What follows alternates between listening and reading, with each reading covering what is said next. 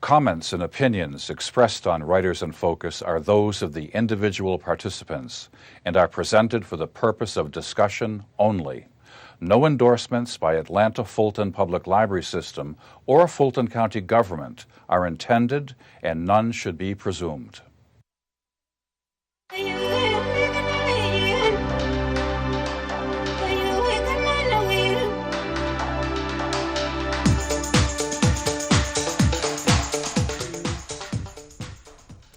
Hi, welcome to Writers in Focus. I'm your host, James Taylor, and today I'm delighted to have as my guest David Beasley. May I call you David? Yes. David, I'd like to welcome you to the Fulton County Government Center and the Atlanta Fulton Public Library. We're here to talk about your book, Without Mercy. It's quite a book. It's the Without Mercy, the stunning true story of race, crime, and corruption in the Deep South. It just came out. By way of introduction, David is the former editor for the Atlanta Journal-Constitution. I recently went on the AJC's Newsbank site and popped in your name, and only several thousand articles came up. You've had a long, successful career at the AJC. Listen, we're here to talk about this book. It's an amazing book. I'm going to hand you the ball in 1 second. But just when I think that things are getting okay in America, just when I think that race relations are okay, just when I think that I can live with my life and I know history, this book comes along and stuns me about my ignorance, about the history of my beloved adopted state. In 1938, on December 9th, the focal point of this book is that 6 black men were executed within 81 minutes at Georgia's brand new Tatnall prison. At the time, this was considered an accomplishment. Hey, we got 6 guys in 81 minutes. Am I reading that right? Right. They actually called it rapid justice, and they meant that as a compliment. Sure. That swift justice, they used those kinds of terms. And at the time, there was anti-lynching legislation pending in Washington, and many of the southern governors, including E.D. Rivers, who was Georgia's governor, were saying that if you'll let us handle this, we can totally eliminate lynching. But what that required basically was a very swift execution in the electric chair, particularly of black men who had allegedly murdered white people. So many people in the state, including some of the black journalists, viewed an execution at Tatnall Prison as a step up over lynching on the street, which would have been the alternative. There were really only those 2 alternatives at the time. When I say this, the execution of the 8 black men was the focal point. Let's backtrack for a minute. What you're trying to accomplish in this book, this is my reading of it, is that this incident, the execution, was emblematic of a period of history that has really hitherto never been fully examined. We've got E.D. Rivers, considered a progressive governor in Georgia. We've got the Ku Klux Klan, considered nowadays an aberration, but at the time it was very pervasive in American life. At one point, I'm talking too much. At one point, the KKK thought it could elect a senator, maybe a president. They were that big for Yes. a while. So you're using this incident as a focal point to examine the corruption in Georgia at the end of the decade of the 1930s. Let's start with, who is this guy, Urith Dickinson Rivers, anyway? He was a progressive governor. Right. It was interesting. He was a progressive. This is your book. I want you to go. He was a progressive governor, a New Dealer, Yeah. very much a pro-New Deal. But he had run twice before as governor in 1928 and 1930 as basically the Klan candidate.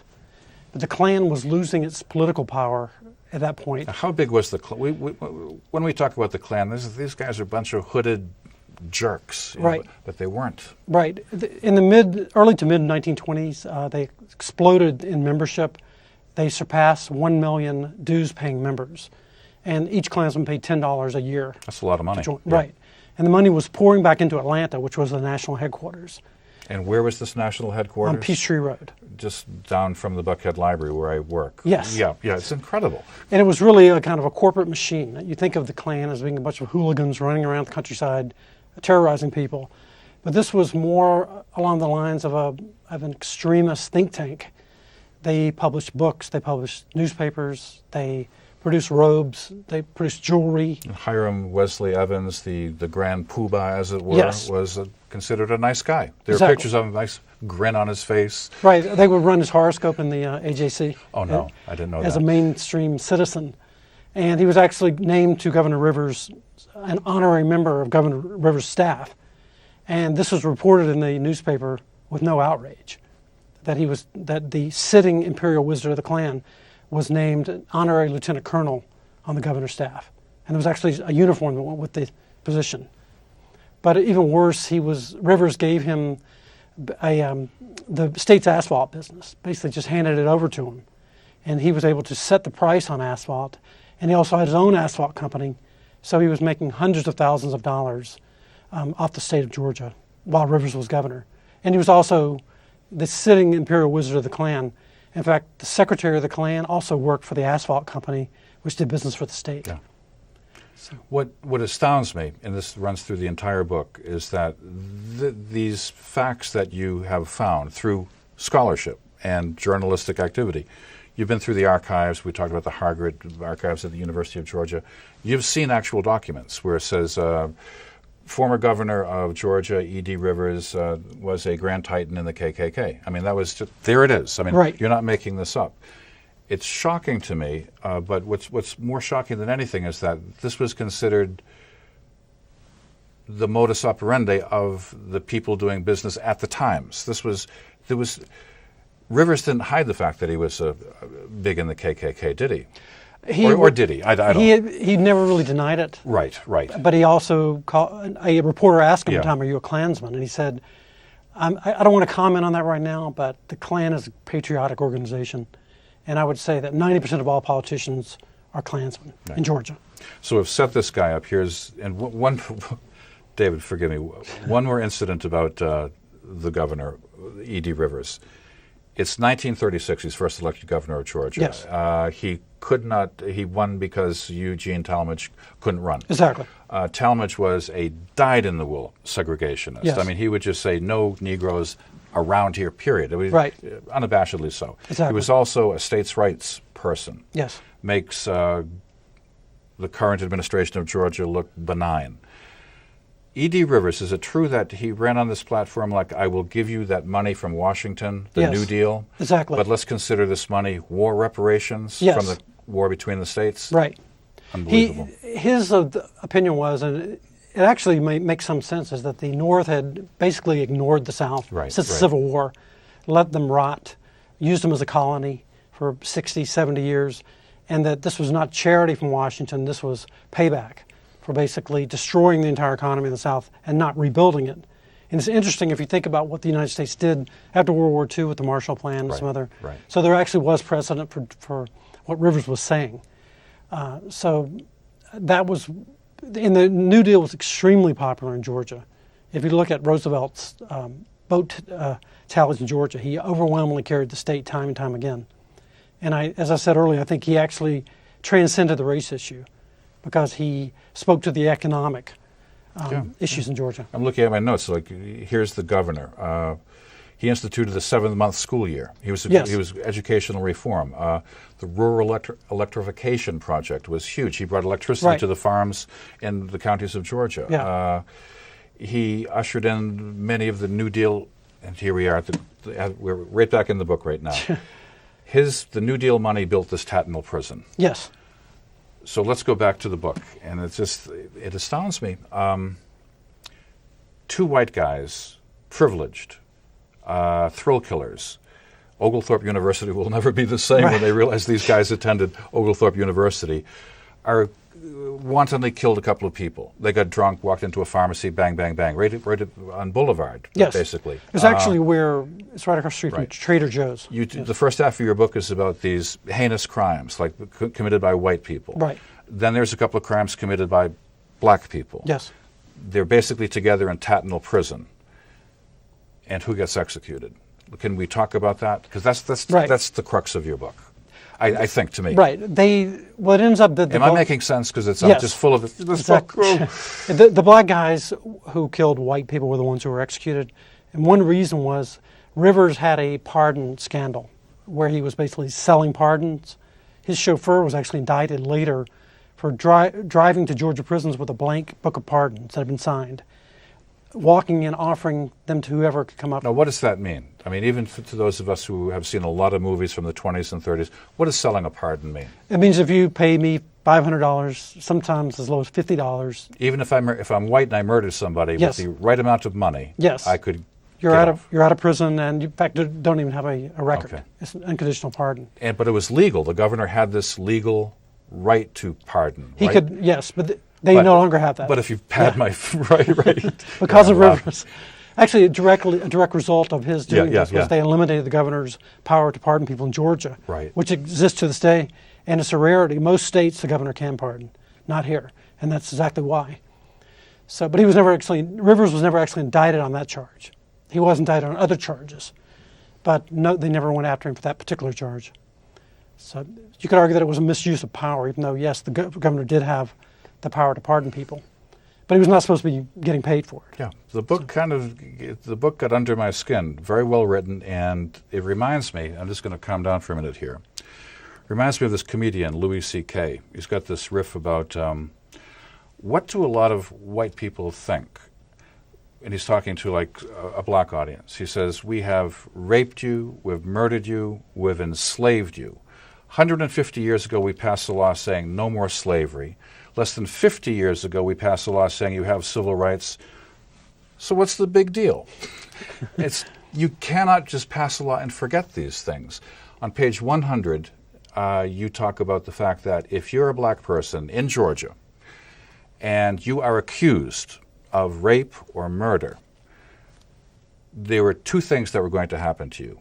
Either you would be summarily lynched and horribly executed, or you would be summarily tried and legally executed. Am I reading that correctly? Yes. And that was it. Exactly. In fact, you could see in almost all these cases, the newspapers will report that there were, right immediately after Yeah. the killing, white people were starting to mill around the courthouse.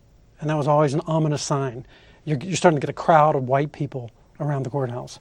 So unless something's done quickly, unless the person is arrested, tried, and executed within a matter of weeks. Yeah. The Leo Frank case was a perfect example of that, where they had set that as an example. Yeah. Because Leo Frank his death sentence had been commuted by the governor, and a lynch mob drove from Marietta, Georgia down to Milledgeville, took him out of the prison, took him back to Marietta, and lynched him. So that precedent had already been set. And you could see that any politician who, unless they wanted a lynching on their hands, there was going to have to be Right. a very quick trial. And I'm sorry to interrupt. but usually that meant no appeals whatsoever. So. There's so much stuff in this book, David. I have to ask you this question. It's a series of outrages. It's also history. It's journalism. But what do you want the reader to take away? I would think that I want to get. one of the reasons I wrote the book, we still have the death penalty. Yeah. And it seems to be becoming more and more isolated to the Deep South as more and more states elsewhere drop the death penalty. And you can also look at the number of executions each year, and the larger and larger percentage are in the South. Some years 70, 80%. So I think we still need to question the death penalty, because what I was trying to show in the book is that whatever biases exist in society are directly reflected in who is executed and who is not. Yeah. So if you're in favored status with society at the time, you're going to have favored status when it comes down to being executed or not. These, I'm just looking at my notes, the 6 black men who were executed within 81 minutes of each other on December 9th, 1938, were cotemporaneous with Richard Gorey Goligly and George Harsh, who were convicted of first-degree murder.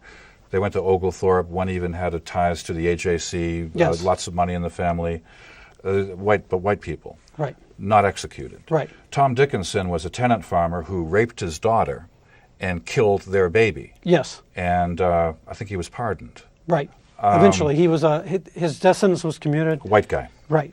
Reverend James Monroe Williams, a man of the cloth, killed his son for the money. Life insurance money. Sentenced to death and was pardoned. Yes.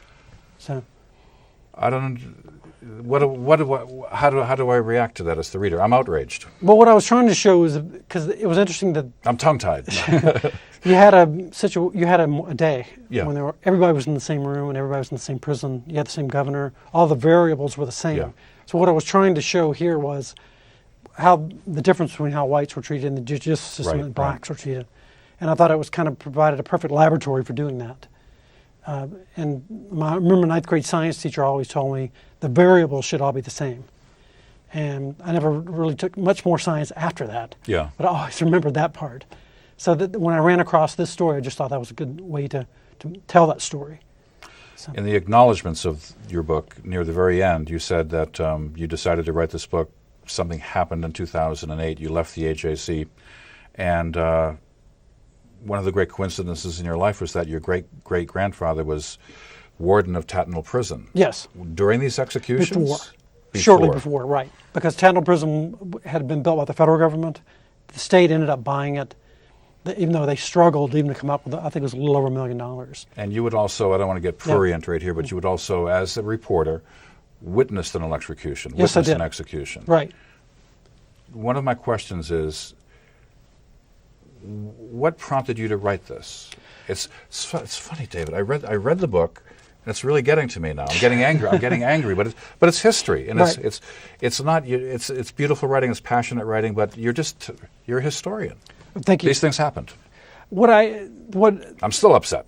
In 2008, Troy Davis was about to be executed. Yeah, He was eventually executed in 2011, but in 2008 he came really close. So I was researching the death penalty in Georgia, and I was looking on the list of people who had been executed, and there was this one day where 6 people, all black, had died. And I was curious because I was thinking it had to be one single incident, and I was curious as to what type of incident that might be. Yeah. But then it turned out there were 3 different murders of those 6 men. And also, then I found out about the one white guy who was freed among the group, who was also scheduled to be executed that same day. So I remembered when I had witnessed an execution, and the defendant had said, "Okay, I'm guilty, but you, the state, are just as guilty as I am.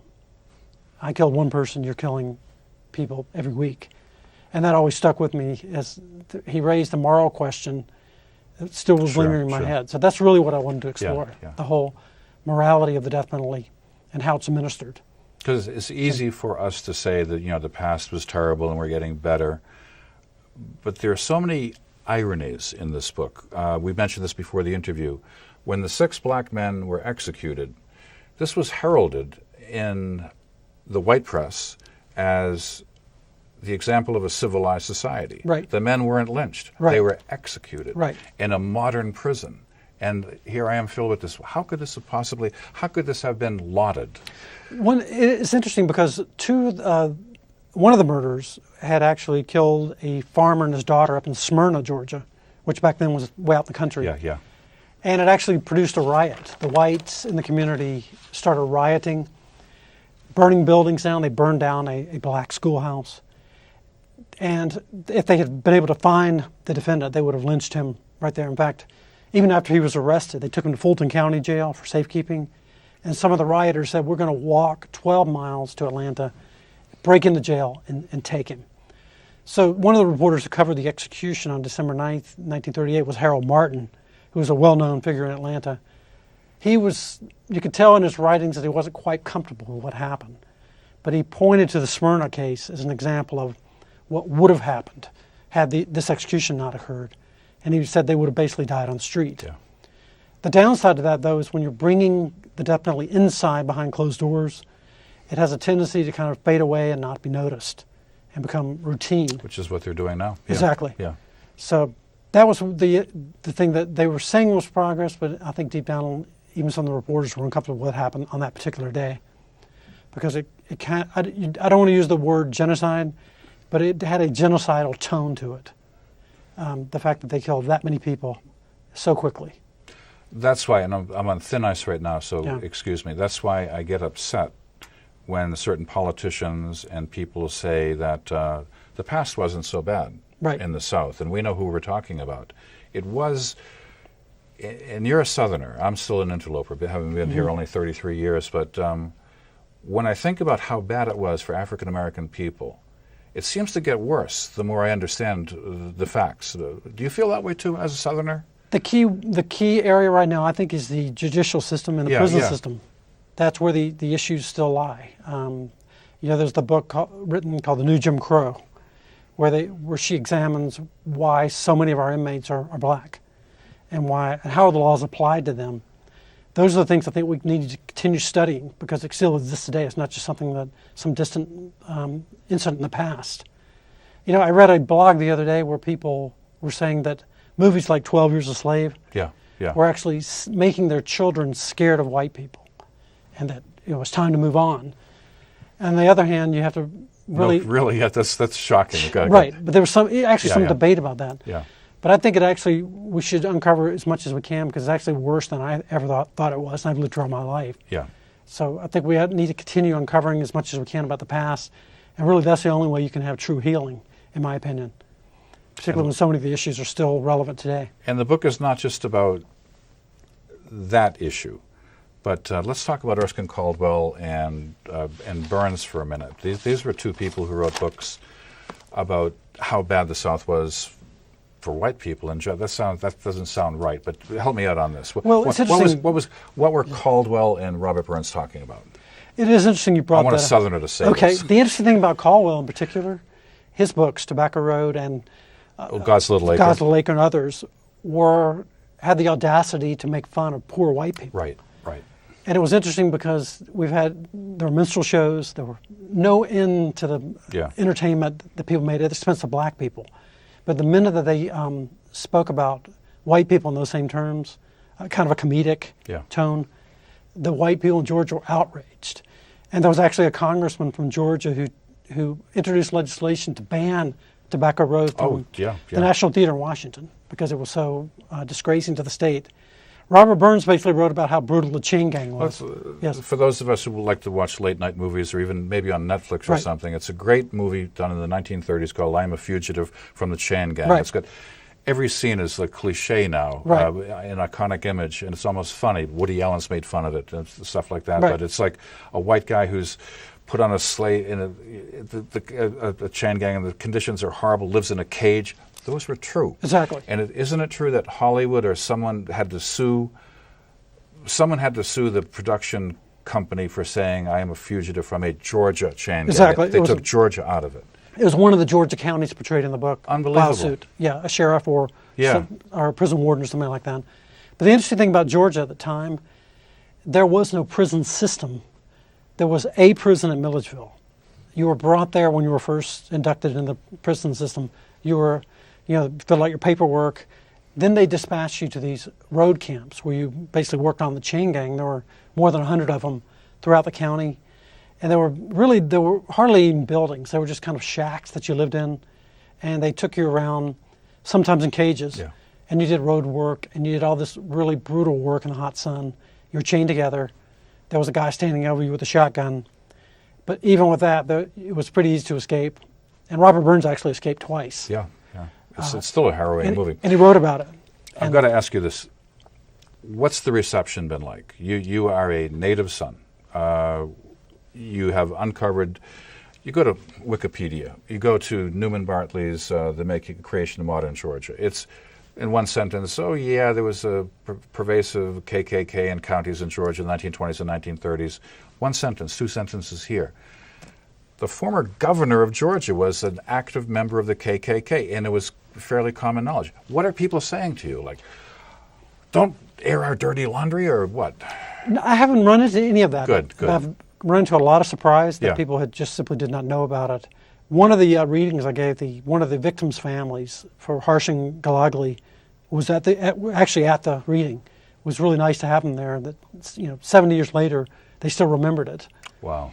And it's really received a very positive reception. I haven't really had any backlash yet, and haven't had anybody really that said, "Don't dredge up the past." There's almost you can feel a hunger for learning more about the past. What do you think about that as a journalist, and now you're a historian? To me, we have to consider the past. Right. You can't forget the past. Right. That sounds like a cliche, but I think you know what I'm trying to say. Right. There was one black guy at one of the readings, and he asked me to sign the book in atonement for slavery. And that's not really why I wrote the book. Yeah. But from his standpoint, the more research we can do about the past and bring it out, the more we can do to help heal all of the pain that's still out there from slavery and from all the other inequities. So I was encouraged by that. I thought it was a healthy phrase by him. So where do you go from here? What's your next project? I'm doing another book about the 1930s, which I think is one of the most fascinating decades. Oh, God. To ever come along. But we're running out of time, but isn't it amazing, David, how the 1930s with the New Deal is a distant mirror of what we're going through in America right now. We see a resurgence of states' rights. We don't want your federal money.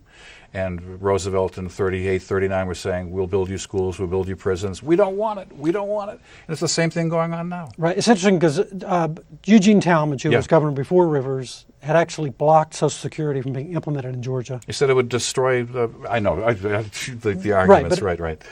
But he was also a political opponent of Roosevelt. Wow. So it was kind of a mixture, but the people who suffered the most were the people in Georgia. Listen, we've got a rendezvous for your next book in a year or two. Ladies and gentlemen, I've been talking to David Beasley, wonderful author. His book is called Without Mercy, The Stunning True Crime of Race, Crime, and Corruption in the Deep South. I could talk to David about this forever. Thankfully, not forever, but what a wonderful book. Go out and read this book. Oh, thank you, James. I really appreciate it. Thank you. Thank you.